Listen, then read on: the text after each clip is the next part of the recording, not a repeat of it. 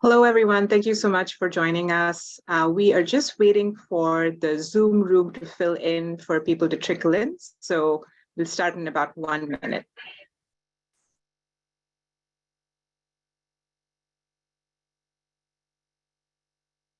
And to those of you just joining, we will be starting in about a minute. We're just letting everyone fill in the Zoom room. Thank you so much for joining us.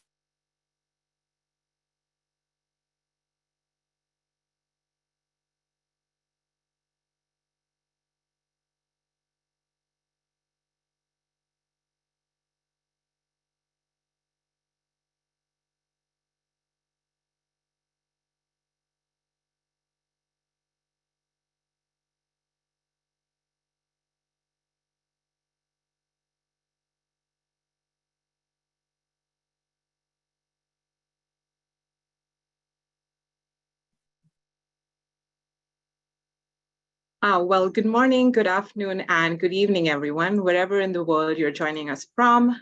Thank you for tuning in and welcome to the Stimson Center South Asia Program's first event of 2023. My name is Akriti Vasudeva. I'm a fellow in the South Asia Program, and let me take this opportunity to wish you all a happy, healthy, and productive new year. And today is an exciting day. It's one of my favorite types of events to do because it involves highlighting new scholarship on a policy-relevant issue. On behalf of the South Asia Program, I am pleased to launch today Dr. Aditi Malhotra's new book, India in the Indo-Pacific, Understanding India's Security Orientation Towards Southeast and East Asia. This book is an examination of the drivers of India's heightened security cooperation with Southeast Asia and East Asia over the last 2 decades. With the aim of understanding India's evolving security role and identity conception in the Indo-Pacific more broadly. At its heart, the book is a study of Indian foreign policy and how domestic and external factors shape New Delhi's behavior, with insights on why India's political rhetoric sometimes does not match its policy actions on the ground. So our conversation today will be focused on the book, but also go beyond it a bit to understand India's growing strategic role in the Indo-Pacific, as I mentioned, how this behavior has been shaped by Delhi's relations with the United States, China, Japan, and others, and further, what are the prospects for greater Indian maritime engagement in the region, as well as any other constraints that might be at play. To discuss these aspects and more, I'm delighted to be joined today by the following. The author of the book, Dr. Aditi Malhotra, who is the editor-in-chief of the Canadian Army Journal. Her research focuses on Indo-Pacific security and geopolitics, nuclear deterrence, and changing trends in warfare. She is the author of this book, obviously the one that we're launching today, as well as another one that I believe just came out, titled Understanding Security Role Evolution of the US, China, and India, Setting the Stage. She holds a PhD in political science from the University of Münster, Germany, and an MA in international studies from University of Sheffield, the UK. And luckily for us, she is a former Stimson Center visiting fellow and a regular contributor to our online magazine, South Asian Voices. So it's a particular pleasure for us to welcome her back to Stimson. Dr. Walter Ladvik is a political scientist specializing in US foreign policy, South Asian security, irregular warfare, and the geopolitics of the Indo-Pacific. His first book, The Forgotten Front, Patron-Client Relationships and Counterinsurgency, examines the often difficult relations between the US and local governments it is supporting in counterinsurgency. He's currently writing a book on Indian defense policy, and particularly relevant to this discussion is his extensive work on the potential for and limits on US-India cooperation in Southeast Asia. Last but certainly not least, Dr. Harsh Pant is Vice President, Studies in Foreign Policy at the Observer Research Foundation in New Delhi, and a professor of international relations with King's India Institute at the King's College London. His research focuses on Asian security issues, and his most recent books include India and Global Governance, A Rising Power and Its Discontents, Politics and Geopolitics, Decoding India's Neighborhood Challenge, and America and the Indo-Pacific, Trump and Beyond. So since we only have an hour, we will dispense with the opening remarks. And instead, what I'll do is pose some questions of my own to Aditi and to Dr. Ladvik and Dr. Pant on the book. And also, I'd like to engage the audience in our discussion as well. So we're going to be collecting questions throughout the session, and I will intersperse them into our discussion wherever they're relevant. So If you'd like to ask our panelists something, please type your query into the Q&A box at the bottom of your Zoom screen and direct them to me, and I'll try to get to as many as I can. And like I said, I'll post them directly to the panelists today. So let's get started. We have a lot to cover. Aditi, I'll come to you first to kind of talk to us about the themes of the book, the main argument of the book.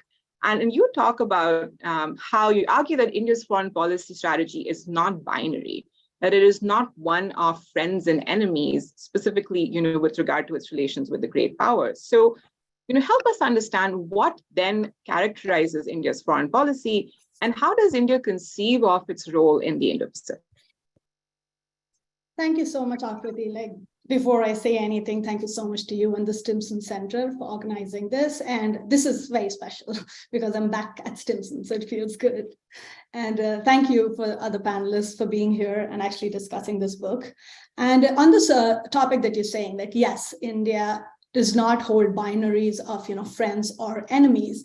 And this is something which I argue in the book. For long, we've seen in the current literature that very squaringly India is seen as a partner to the US and an enemy to China. But if we get into the details and start looking within, we do notice that there is something that I talk in the book about, which is known as the convergence-divergence phenomena, which means that even though there are preferred partners and there are, problematic relations for India as well, but at the same time, there are areas of convergences as well. So even though traditionally India and China have not always seen eye to eye, and there is what I describe as an intra-role conflict, which means that China's expectation from India as a broader actor or a security actor and India's own self-conception of its security role clash. And even though they clash, they still continue to, converge when it comes to other aspects such as climate change or investments in Iran that we've seen previously, or reform of the international, global governance structures. Similarly, US has been one of those important partners for India, again, wherein we see a lot of role compatibility over the last 2 decades. And within this, there have been expectations between US and India. A lot of them have been met, which is why we see a very strong defense cooperation and, an evolving relationship. But at the same time, there are areas of divergences as well, whether it is about, the whole debate of strategic autonomy or the nuanced vision of Indo-Pacific. So these are just 2 examples, but I just wanted to kind of, bring home the fact that everything is not in black and white, but more in shades of gray.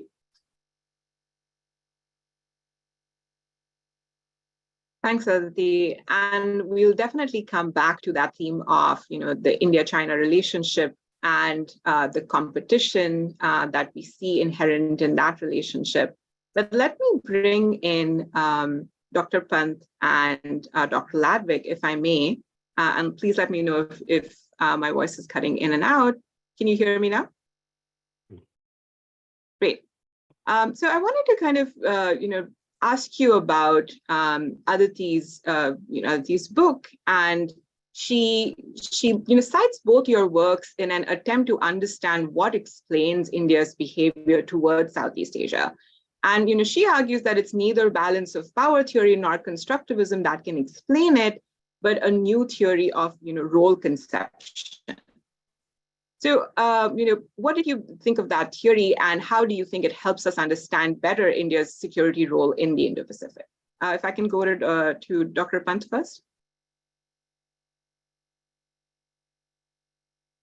Thanks, Akriti. Thanks for bringing me here as part of this conversation, and congratulations to Aditi for this book. And I think for the second book also, which I can also take some credit. I'm the editor of the series, so it's wonderful to have two books in a row, and so congratulations. I think this what Aditi and then the theoretical paradigm that she's using does is certainly brings a certain nuance to the discussion that we have seen around the Indo-Pacific, and I think it also answers some of these queries that still pervade If you look at the discussions that are often held around India and the Indo-Pacific, India's role in the region, what is India doing with Quad, how far India is willing to go with the US, with its Western partners, with its regional partners like Japan and Australia. I think many of these questions people find very difficult to get their heads around if you're looking at simplistically and saying that, look, this is either a balance of power or a balance of threat argument, then it doesn't really explain all of that. All of those kind of results that we are seeing. So I think what Aditi's argument does is that it certainly lays that out in a way that perhaps needed to be laid out, because I don't think there is any other work that does that. So I think that, first of all, just in terms of the work itself, I think this is a book that perhaps is much needed. Because we need to come to grips academically with this idea of what actually India is doing in the Indo-Pacific, and I think her conceptualization allows us to do that to a certain extent, I would say. I think one particular issue where I think I would try to sort of push her and to push other scholars as well is structurally what we have been witnessing now over the past several decades is a certain kind of a balance of power emerging in the region, and India, along with other actors, responding to that balance of power. Now, I think so long as that balance of power was precariously positioned, India had that space to maneuver, and which I think which is brought out very nicely in Aditi's work.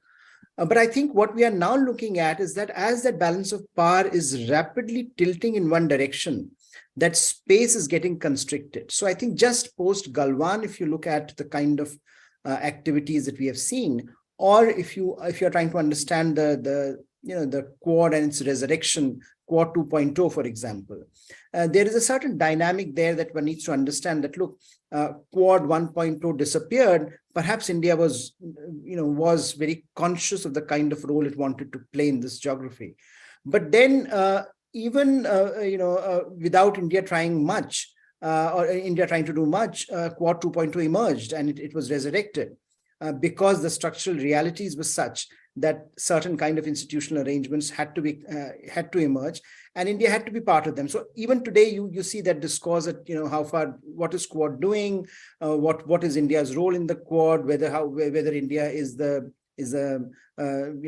least is a drag in the Quad, whether in India is the one that is pushing it behind or not pulling up its full weight. All those questions are still there. But what I would say is that if you look at the transformation in the last 2 to 3 years, that has been quite dramatic. And I think that dramatic transformation in terms of the investment that perhaps other actors are putting in, and also India is putting in, itself tells you a story about the structural developments in the region and how that is constraining India's domestic debate as well. So, what happened in March 2020 today has made it almost impossible for anyone to stand up and say, let's have a nuanced policy vis-a-vis China, because within the domestic space in India, even the communist parties won't stand up in India today and talk about nuance vis-a-vis China. So I think what I think those certain kinds of actions by China has what they've done is to position India's policy in a manner that perhaps will have some very long-term consequences, which I think some of the threads one can perhaps pick from Aditi's work, but we'll have to do some more work on that going forward, because I think a lot has also changed in the last 3 years. So I would just end here at this point. Walter, your thoughts? Yeah, so I'll just pick up on a couple of things Harsh said. First of all, one of the things I particularly like about the role conception and the framing is that the book goes within the state and looks at the role of what she called subnational actors. And so particularly with these ideas like India as a net security provider, we saw specific agencies, namely the Navy, being really on the forefront of embracing this idea. Now you could say, okay, well, navies by their very nature tend to be internationally oriented. They tend to be kind of cooperative. They see commonalities with other navies. But there was a period of time in the the late 2000s into the early 2010s, where it almost seems to an outside observer like the Navy was ahead of the MEA in sort of pushing some of these ideas or pushing the boundaries. And so this role conception framing, the way this idea could first take hold in the Navy and then move up into other parts of the government, be taken on board, I think this really tells an important and interesting part of the story, because there has been a lot of discussion and debate about, well, how did, particularly a service that even within the armed forces is the Cinderella service. It has the smallest budget, it has the smallest numbers. How has it, seemed to have successfully shaped the conversation and the discussion? So I think having an architecture to look at the role that these ideas and how these ideas transmitted is fantastic. I think, I agree with what Harsh has said about, and I'll be slightly more blunt about it, but basically the role of China, certainly in accelerating trends. So, I think we can have a discussion about what set things off on the path in the first place, but there's no doubt that there's, in my mind at least, that there's an interaction effect here where events since 2020 have accelerated existing trends. We've seen, more enthusiasm on India's part towards the Quad, more activity. Now, not necessarily always pushing down a hard security realm. So that, of course, presents a complicating factor. But we certainly can see some of these realist considerations leading to more energy and more energetic steps. Aditi, do you want to respond to any of that, or should we come back?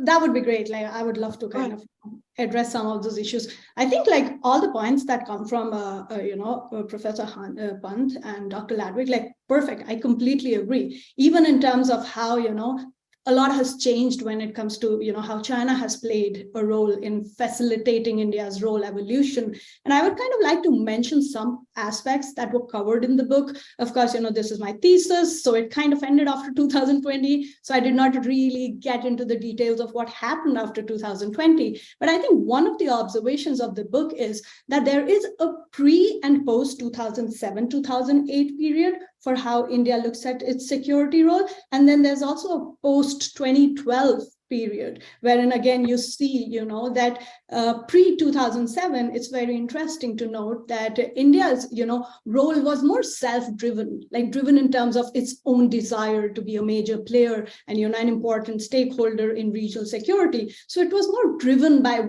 India's, larger desire to play a crucial role. But what changed, kind of after 2007, 2008, following the world crisis, was that suddenly with China's, assertive rise, it started becoming a very important driver for what India was doing then. Which is why, we start noticing, again, every time there is, an uptick on China's assertiveness, we start noticing India getting closer towards, say, Quad partners or other Indo-Pacific actors. So again, after 2012, when, India and China did not have the best situation, the ongoing crisis, kind of accelerated for a bit, we do notice how suddenly India's own desire, of course, stayed, but then China became a crucial driver. And I think this is something we've again seen after 2020, wherein, the whole 2020 India-China standoff, I think, is an inflection point. And of course, there is a nuance there, but at the same time, it's something which kind of makes it in a manner that India cannot return to a pre-2020 situation for that matter. So I completely agree. I think this needs to be dealt with in more detail. And I really welcome, Dr. Ladwig's remark on the role of Indian Navy, because I do feel that this was not really, instead in a lot of your work, you do mention about that. So it was really good to have the time and energy to actually address this issue, because I personally felt, and that's what I've argued in the book, that the Indian Navy has actually played a very important domestic role for India's maritime rise broadly. Aditi, I'm glad you mentioned, the 2007-2008 period, because that's generally the time that everyone time period that everyone ascribes to, China kind of coming out more onto the global scene post the Olympics. It's had a kind of steady economic growth that is now really kind of abandoning the bide your time strategy and coming out and sort of being much more aggressive about, what it wants to achieve. And now you see that kind of reflecting also in the India-China relationship, right, where tensions are a natural pretty start to increase. There's sort of the unrest in Tibet, et cetera. So I'm glad you mentioned that. I want to return to, that evolution of the India-China relationship a bit later on, but I want to go a little bit deeper into your argument at the end and bring in, Walter and Harsh as well.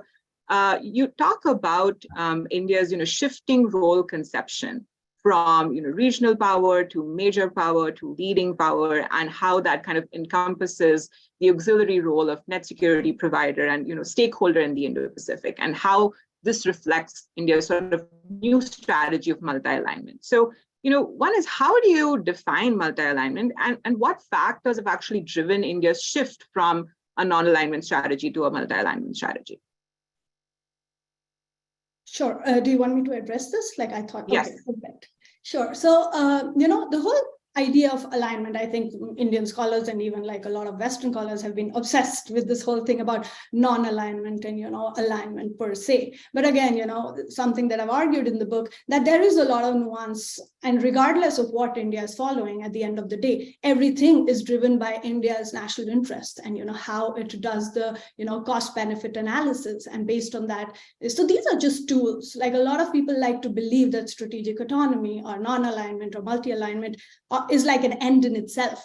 I argue that it's not an end in itself. These are tools for India to go ahead and maximize its interests while minimizing the risks that entail. So when it comes to, the multi-alignment thing, we started noticing its rise in the early 2000s with India's economic rise and, with India's greater interaction with a lot of global actors economically and strategically as well. So, the whole post-Cold War era, we saw that changing. And before that, India was, of course, non-aligned throughout the Cold War. But again, there's a nuance there as well, which I've covered in the book, because it wasn't purely non-aligned in that sense. So the idea of multi-alignment actually talks about, having a balanced diversity, wherein you're kind of simultaneously engaging a lot of powers. And sometimes you're engaging powers which are even at odds with each other. So on one aspect, it's about diversifying, towards the West and start having partnerships with the US and its allies, but also not giving up on something that we've noticed even now, on its partnership with Russia on some of the aspects of shared interests and even like cooperation with China. So at the same time, while India is diversifying and simultaneously engaging these different actors, what it's also doing is trying to have that space to maneuver and have the strategic and decisional autonomy. But having said that, I think it's important to note that, it's easier to have that space to maneuver when your own interests are not really, being called into question. During the non-alignment movement, the whole NAM during the Cold War, India could do that because Russia did not, the Soviet Union did not pose like a direct threat to India. So India did have that space to maneuver. But what's happening today is, even if you're talking about, say, the binaries of US versus China, India cannot actually have that space to maneuver or, multi-align genuinely at every aspect, because China poses a threat to India. So, India's, opportunity and that area to kind of effectively be a multi-aligned partner has been kind of going down. And I think that's something we've been noticing, especially after 2020, yeah. Walter, I'll come to you first. What do you think of sort of this idea of multi-alignment, and how does the Quad fit within this context? We have a question in the Q&A box that I will again, post to everyone, from Robin Walker, who talks about, what will India's security role look like in 10 years? Will it actually mean India as a major player in a much more militarized Quad? Will it be the leader of its own security grouping? So if you wanted to address that as well. Okay. So I see, if we wanted to sort of differentiate between non-alignment and multi-alignment, I would see non-alignment as being a series of strategies for, in some respects, preventing the outside world from sort of affecting and constraining India, whereas multi-alignment is more focused on using relationships to try to shape the world to an extent more in India's favor or India's interest. So then the kind of key driving factors would be, India's increased power and, of course, increased economic exposure and stakes that have come about after 1991. And so in that respect, then, I see the Quad as being a tool to accomplish those goals. We already talked about China, and I do think that, the Quad for Delhi, a key purpose, perhaps the primary purpose, is as a political tool to sort of demonstrate to China that India will not be alone in any kind of Sino-Indian confrontation. It's a tool to perhaps enhance India's diplomatic clout or its political clout in dealing with China. I think there is a military side of things, though, to try and weave in a bit of Robin's question. India, though not alone India, Australia might fit into the same basket of countries as well, but India has not necessarily been very enthusiastic or very forward-leaning on the hard security aspects of the Quad. As you noted in your question, India is often described as being sort of the ceiling, as where can the Quad go kind of depends on how far India is willing to go down that road. And to date, more on the vaccine diplomacy, emerging technology. When it comes to military things, it's humanitarian assistance, disaster relief, the softer side of military affairs. And these things can be beneficial. I mean, joint training, joint cooperation of any kind, military familiarization is all good and beneficial. But I don't at the moment see India on a trajectory to be leading the Quad as some kind of military alliance or military partnership even 10 years out. Harsh, did you want to respond to the same question on multi-alignment and India's role in the Quad? Yes, I think I think one important thing, and the way I look at it, is that, look, non-alignment primarily was a strategy of a weak state. It was a state that was trying to cushion the impact of the international system on its own interests. So how do you create a buffer between yourself? If you're a weak state, you're trying to basically focus on internal consolidation. What do you do? I think multi-alignment has become more of a process through which India is leveraging its growing economic and military power in the international system. So, one argument that is often made for India is that, look, India is not particularly good at leveraging international balance of power. Chinese are very good at it, it's often argued, right? They understand, and they're very fluid in the way they manage and they transition from one camp to another. I think India's definition or India's approach to this question is slightly different, and multi-alignment perhaps is one way in which India is trying to do that. Now, it has its, I think Aditi has pointed out, it has its own problems and challenges. But what I would say is basically two things. One is that, especially under Modi government, there has been a remarkable turnaround in terms of what do you mean when you say strategic autonomy. If you go before Modi, the argument was that partnerships are bad. That we will only go so far. We will not sign foundational agreements because that was seen as constraining India's options. I think what Modi has done is reverse this trend. It said partnerships enhance your strategic autonomy. The more partners you have, the better you are able to leverage international environment. And I think that has been a remarkable shift. I would say if you are a student of Indian foreign policy, you would see that as an inflection point in terms of just the understanding of the strategic elite. How can you leverage these partnerships to your advantage? So, and that is where I would also put in this Quad debate. A lot of this would depend on how India's external environment looks like in 10 years from now. If the present trends continue, then I think India will inevitably have to take certain steps that many in India would not be positioned at this point to even contemplate. Now, if you go back, I mean, all of us have been students of Indian foreign policy. 10 years back, if you would have told me that India would be doing things like it is doing today, I think it would be quite baffling at that point in time to say, would Quad be rejuvenated? Would we come back and would India end up signing all these foundational agreements? Would Indian American forces be doing joint exercises 100 kilometers from the Chinese border? I mean, these are all developments that have happened in a very limited time space. And that one has to acknowledge has been driven by certain factors that were not in India's control in some ways. But what India has been able to do perhaps better is to leverage the kind of challenges that it faced and the kind of the rise that it has seen in the interstate hierarchy to its advantage. And I would say that's where contemporary debate on multi-alignment perhaps better answer some of these questions than say non-alignment of the past. But I would agree with Aditi that again,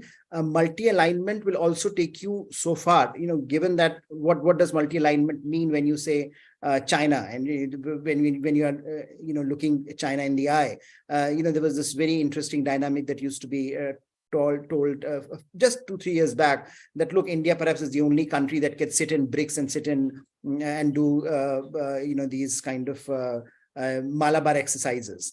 So you have these two different vantage points through which it could look at the world. That's classic multi-alignment. We have all these friends and partners, and we are leveraging that to our advantage. So far, so good. But the moment you had 2020 episode, you had to then look back on some of these questions and how far will you go with BRICS? How far will you go with your engagements where China is a partner? And I think all of those questions have become very relevant today post 2020, and they will continue to be relevant so long as India's external environment decides how far it is willing to push India. I think that's a great point. I mean, the greater sort of India-China competition, the more coercion that we see from China, the more India has to kind of face the question of how far will multi-alignment go. It will have to then, choose and figure out which are priority partners and go ahead with those. And what you were just mentioning, Dr. Pant, also, on the Quad, one of the things that I've heard, recently from kind of the Biden administration officials, they've indicated that one of the reasons why the Quad has sort of risen to where it is now is because of greater enthusiasm from India over the past few years, and also that in some ways, at least from what I've seen, the overt securitization of the Quad, and that not happening is a decision that's taken by all 4 countries. It's not just sort of driven by India. It's something that all 4 countries have decided that they need to think about when they consider, ASEAN's acceptance of the Quad, or responding to some of sort of Chinese criticism of the Quad, shall we say? Can I just add one thing here, Akriti, because I think this is an important point you're making, and I think this is often this is not well appreciated. That there is a reason why all 4 countries agree on a consensus framework around Quad. And why Quad is such an important framework, partly because if you remove India, there is no Quad, right? Now, if you remove India, you have 3 partners that are already treaty alliance partners of each other. So what's the fun element here? What's the added value here? So only when India joins in, with all its problems, with all its baggage, with all its predilections, do you start shifting the debate in a certain direction. So I think the fact that India is there, the fact that India is playing some role, and the fact that, as you mentioned, it is not simply about India being the weakest link, it is often portrayed, I think, in the West. It is also all 4 countries deciding that there are other actors also there, right? And I think that's part of the book as well, Southeast Asia and East Asia. How will they respond to certain kinds of security architectures that you are creating in the region? I think that is sometimes that is an argument that often gets lost in this debate around Quad and what India can and cannot do there.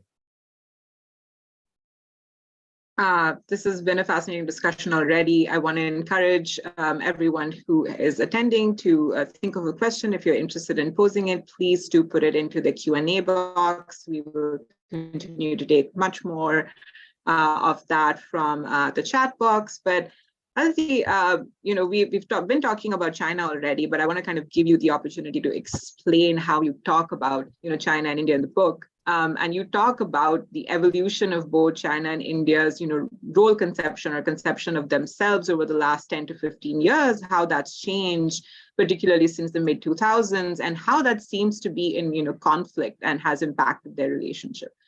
So, could you just talk through that evolution and what does that mean for the future of India-China relations? For sure.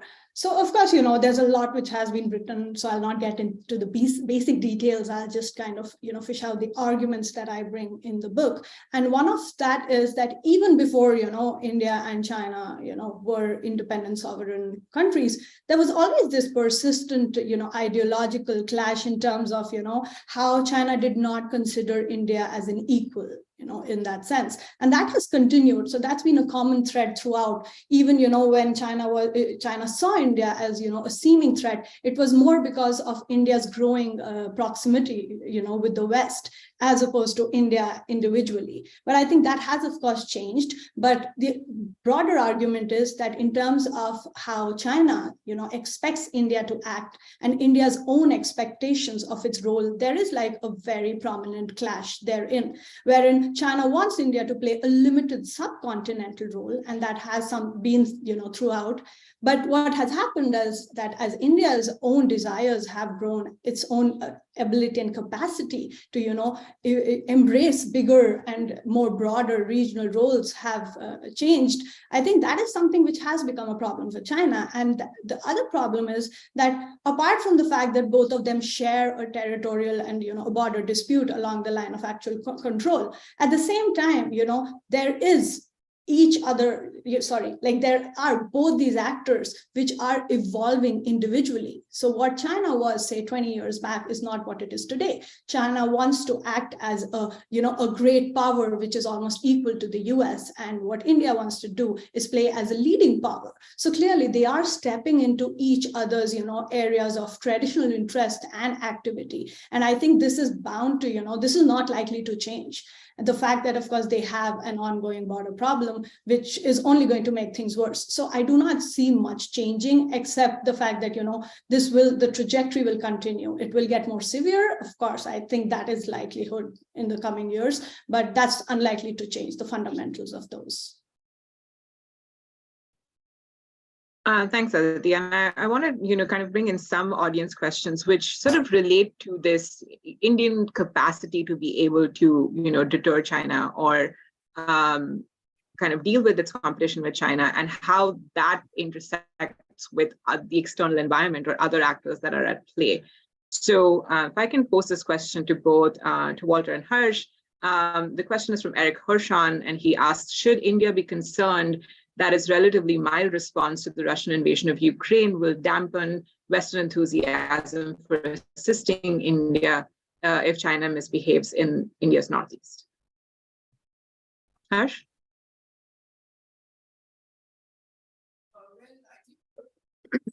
I would say, I would not frame it in a similar manner. I would frame it differently. But yes, I think that, if you are relying on partners and if the strategy that India is now moving towards is a mix of internal consolidation and external balancing, then I think your closest partners have a right to ask this question about whether we should be looking at this this disjuncture between, say, Eurasia and Indo-Pacific in the way that India does, or whether there are consequences. But I would also add that I don't think so far, India, if you look at what Aditi was mentioning, the evolution of India's China policy. It has been very interesting that, within its own limited with all its limited capacity issues that India has always had vis-a-vis China, if you go back to 2000, I think, if you go back to the previous decade and the end of the previous decade also, you see India responding to China's rise in a manner that I think often is not sufficiently appreciated. For example, on BRI, India was the first country to openly express disappointment, going against the advice of all Western countries, all of its Western partners, which were advising India that don't do this, you will get isolated. But India went ahead, decidedly portrayed a very a position. It was of course partly around sovereignty issues, but also around normative issues that I think are today part of the discourse on BRI across the Western world. So I think India has taken positions alone vis-a-vis China India has also stood up to China almost alone.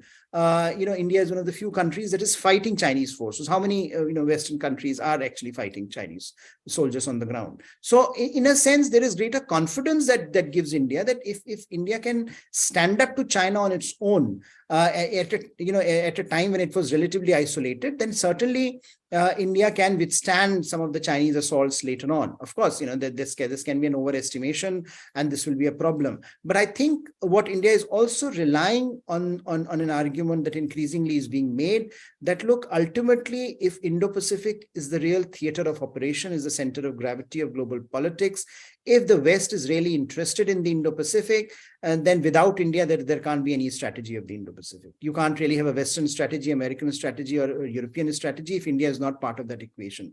So I think there is some element of that as well in India's case, that India is standing on its own, is quite capable of managing some of that turbulence in one part of the Indo-Pacific theater. Now, whether it happens the way India is envisioning or not, that's a different matter. But certainly, I think this question is not going to go away anytime soon about Ukraine or about Indo-Pacific. But what India, I think, increasingly seems, if you go back to February 2022. There was a lot of doom and gloom surrounding India. I mean, a lot of the people were saying, what will happen now? India will have to take sides. India will be pushed towards, one side or the other. India will have to abandon Russia. I mean, a year has passed. I think Indian diplomacy has been relatively capable, has proven to be relatively capable of navigating some of this turbulence. Now, if it escalates going forward, what will happen? One doesn't know. But certainly, I think what it is also embedded in is perhaps a better realization in the Western capitals that India-Russia relationship was already weakening. So even before Ukraine, the legs on which the India-Russia relationship was standing were getting wobbly. So I think there is a better appreciation of this in Western capitals today. And post-Ukraine, of course, you see a better appreciation. But I don't think the conversation itself is going to go away anytime soon.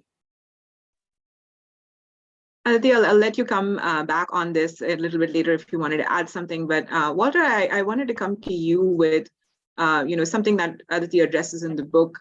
She talks about a conception performance gap where India's rhetoric on its role in the Indo-Pacific doesn't necessarily align with its policy actions. She also talks about a conception divergence dynamic where external actors' perceptions of India don't match with India's conception of itself. And, to my mind, obviously, Aditi talks about how, India's engagement with Southeast Asia has increased. Both of these dynamics do describe how India is perceived by Southeast Asia, right? In the sense that there has been, a lot of engagement, both economically and security-wise, but it has fallen short of expectations. So how would you, characterize India's engagement with Southeast Asia? Where has it succeeded in its cooperation, and where has it sort of not stepped up enough? So I think we can see that India has two real key partners in the region. One is Singapore, and then to a lesser extent, Vietnam, right? Singapore has really been the key actor who's been sort of drawing India in and encouraging India to play a key role. And so the relationship there is solid. There's good political and military cooperation. In no small part, again, to circle back to the elephant in the room, because the two countries have shared the sort of same degree of wariness but desire for engagement historically with China, I think they've seen sort of eye to eye on that. The second partner is Vietnam. It's probably not as advanced as the Singaporean relationship. Politically, very well aligned. Relations between New Delhi and Hanoi, I think, are quite good, but there have been over time issues in the conflictual and tense relationship between Vietnam and China, where India has backed Vietnam, has supported it to a certain extent, but then there have been lines, I think, unwilling to go past that. But once you move sort of past these two actors, a lot of the other relationships in Southeast Asia are very nascent, right? They're not very well developed. And so there's a lot more to do on a bilateral basis. In terms of sort of functional areas, we see obviously maritime is one key area where India has strength. I think particularly taking that relationship and that work forward in the realm of maritime law enforcement. So cooperation with the Coast Guards or maritime law enforcement agencies of various countries. And again, there's a lot of, on the softer side, collective good. So we've seen the Navy involved in things like anti-piracy patrols, counterterrorism things, but we could look at going into other areas like fishing and resource exploration and protection and things like that. You know, India historically, when it's done capacity building in these areas, it's primarily been in the Western Indian Ocean, working with some of the small island states, but there could be opportunities for both training and equipping with respect to some Southeast Asian states. But I think more significantly, and this really undergirds India's approach, is in the realm of economics, not security, right? Economics is the foundation on which everything stands, and the degree to which, you know, India can offer some degree of economic diversification for this region when it sits outside of RCEP and it sits outside of the CPTPP, really needs to be thought about very carefully. And if those two institutions are not things India is likely to join, what can India do to make itself a more attractive economic partner and to deepen relationships in the region? I think there are things India can do to look within about, enhancing the quality of port infrastructure, reducing non-tariff barriers, making it easier to do trade. These are things that the Modi government has talked about sort of doing anyway, because there are a lot of areas where you could see a potential for greater economic engagement, not just in terms of IT, but fintech and e-commerce, pharma, education. There's a lot more that could be done economically with ASEAN. And if India can leverage its economy, its growing economy, to bring more people in the same ways that the United States has done historically and China is doing today, then all of these other political and security relationships will follow. Aditi, do you want to respond to that, talking about India's engagement with Southeast Asia and where the rhetoric doesn't meet expectations or policy actions? For sure. So, there's no disagreement. Like, I agree that within Southeast Asia, there have been very few countries, with which India's cooperation has been established, if you will, in that sense. And of course, Vietnam and Singapore are two very important examples. And, there's complete clarity on the fact that there is very little that has happened apart from, maritime capacity building, anti-piracy operations. In terms of traditional security cooperation, there is, a gap.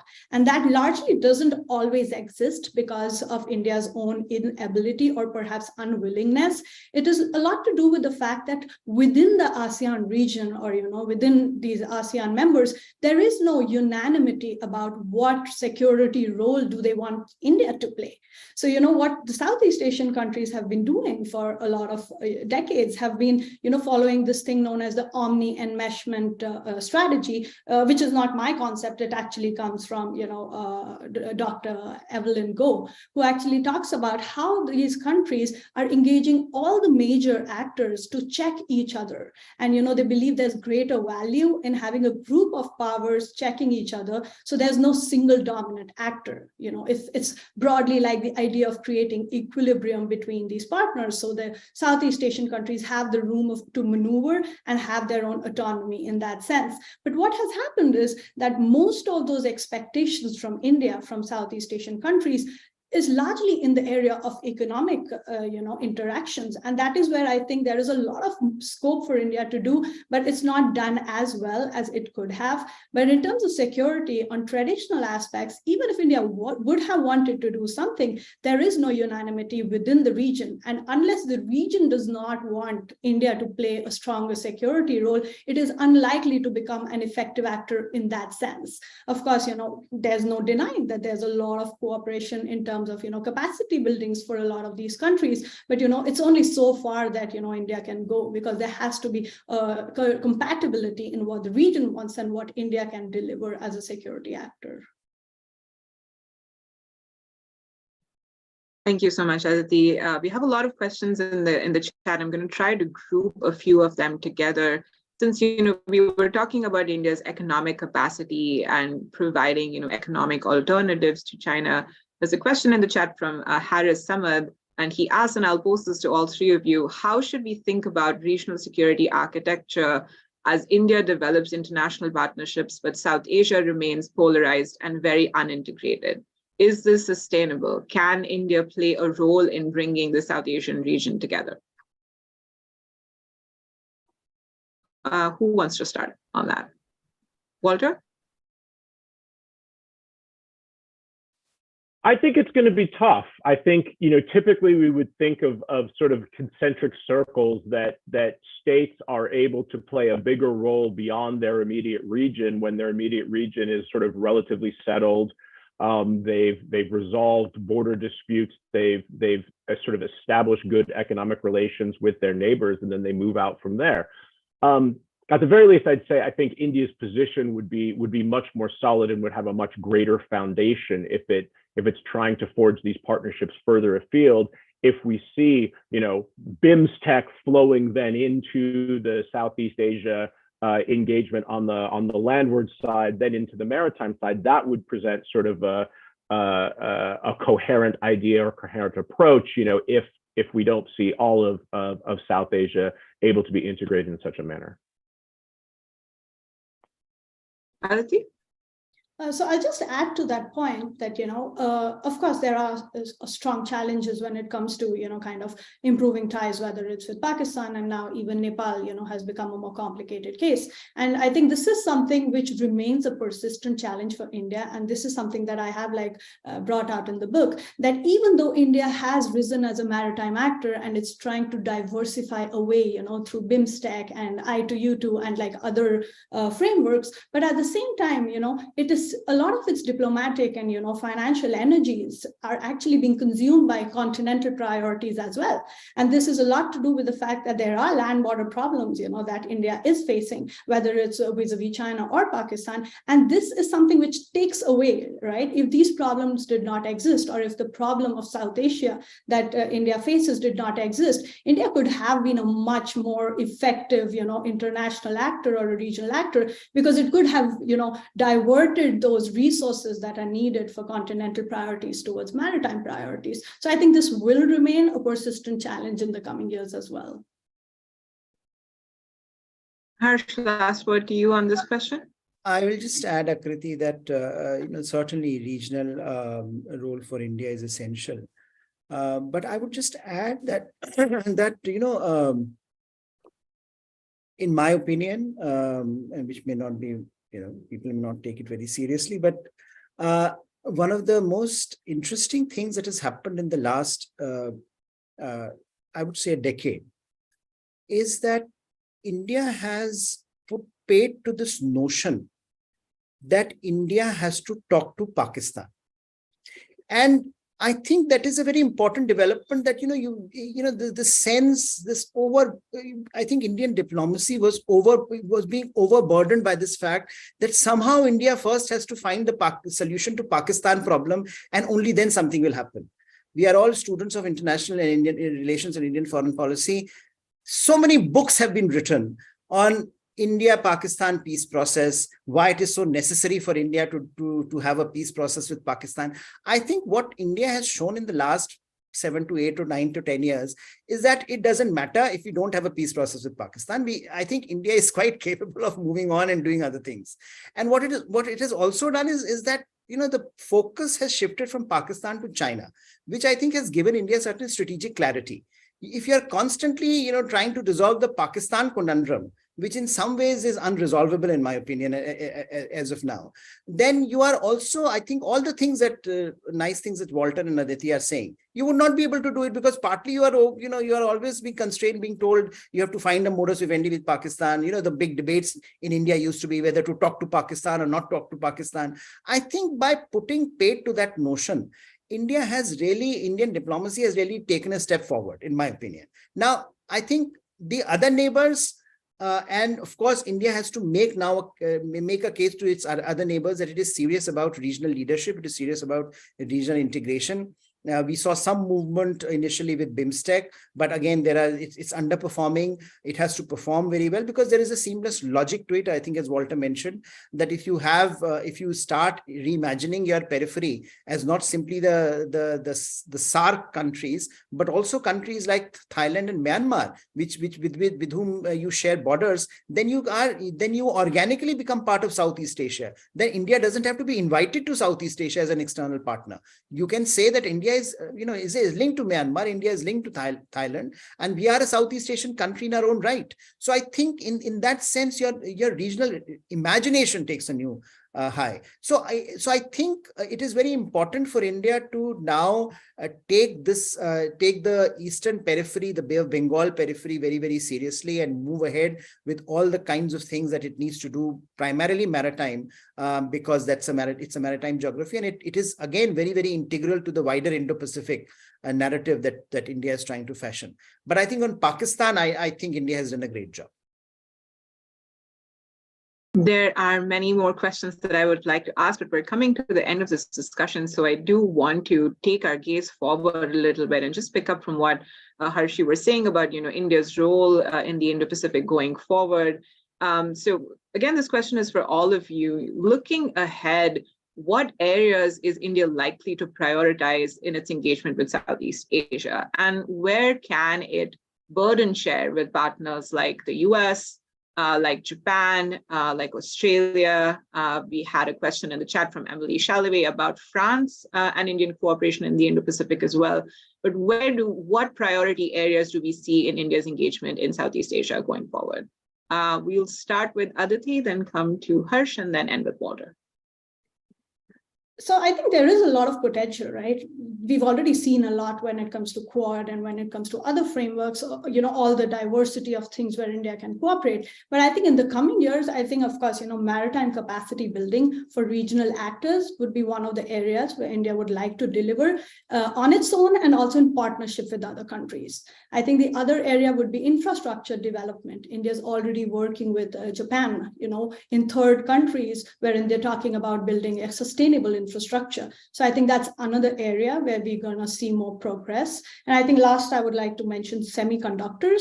Like if you look at the Quad partners as such, I think the idea should be not to kind of, replicate every stage for each country. Like India should not try to master the complete semiconductor cycle, if you will. I think it's important for each Quad country or each Indo-Pacific actor to play to its strength. And I think this is where, playing by individual strengths, I think India can, actually contribute greatly on that front as well. Harsh, same question, priority areas and perhaps priority countries as well for India in Southeast Asia. One of the things that the China challenge over the last few years has done for every major power is to make it so much aware, as to make every country so much more aware that, look, you really cannot take on China individually. So partnerships are seen today as integral to the way most key players are envisioning their role. India is no exception. I think what we were discussing earlier is that it would be very important for India increasingly to make an economic argument to the region. India has not made that argument so far. India is seen as an outlier, and in a certain way, that protectionism that we are witnessing, or that deglobalization that we are witnessing across the world, that's not simply an Indian phenomena; it's a global phenomena almost. Every country is doing that, But given that India today is the only major economy that is growing, I think this is a unique opportunity for India to project itself as a leader in the region that can also take other countries along into the high growth trajectory if possible. And I think that's an argument that India has not made in the past, but today, given the confluence of forces that we see around us, perhaps it's well positioned to make. Other areas where I think India will have to work with other countries, which it is already doing, like what Aditi mentioned, is how do you work with your partners like the US, Japan, European Union, and then your France, for example. How do you make sure that your credibility as a country that delivers gets enhanced, and that gets enhanced when you work with countries that have a reputation for delivery, because one of the problems India faces is overcommitment and under delivery. So I think that problem gets resolved if you have partners who are able to make that case for you. So I think in those some of the ways we will see India progressing and moving forward, which some of that we are already witnessing. Just to pick up on what Harsh said, and the question of burden sharing, I mean, I think then with respect to Southeast Asia, the important question becomes which partners where, right? Because the ones that you've named are all members of the Quad. The Quad elicits a certain degree of concern or disquiet amongst countries in the region, in no small part because there are concerns about ASEAN centrality being displaced. So although collectively these countries are working on things that do resonate and do have interest in the region, whether it's infrastructure development, climate, not to mention the humanitarian assistance and disaster relief stuff that's already been talked about.